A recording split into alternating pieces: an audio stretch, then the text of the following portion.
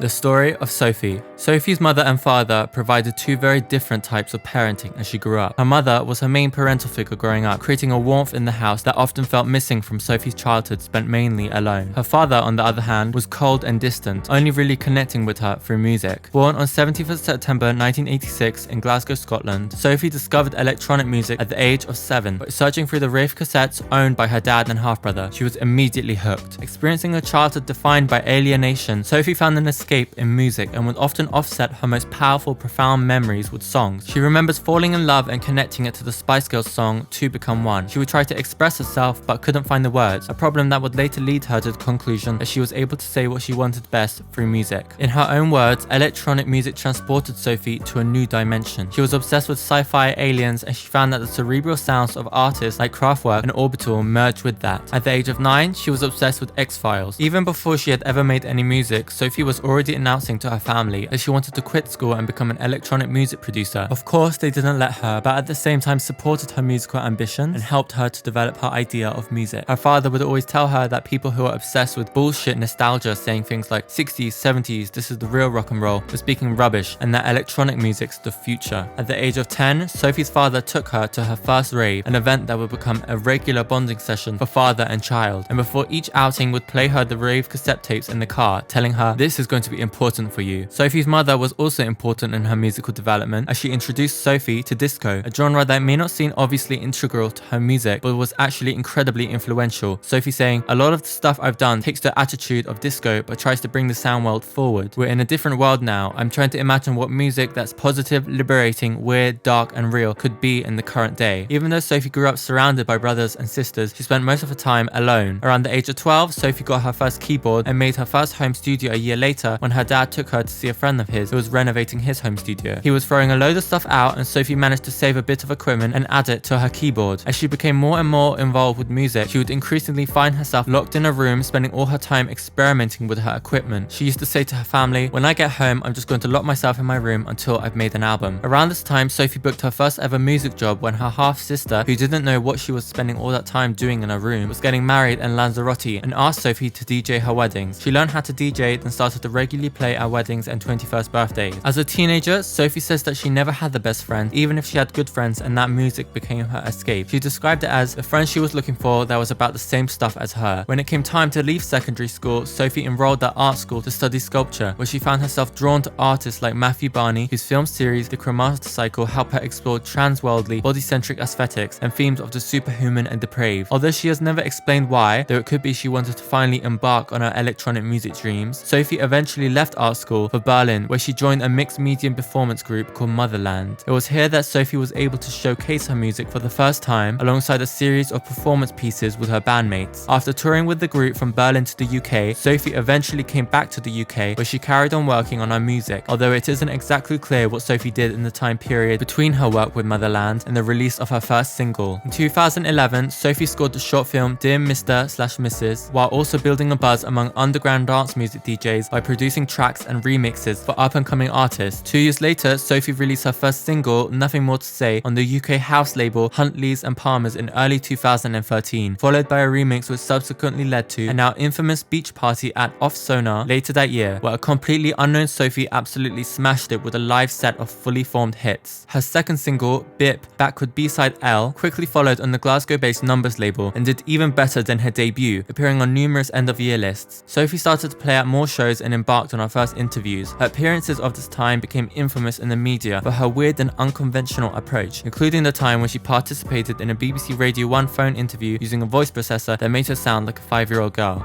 Like literally, she sounds like Emily Montez. There's an actual rumour that you're a grown man called Sam from Scotland. What's going on with your voice? I've got a cough.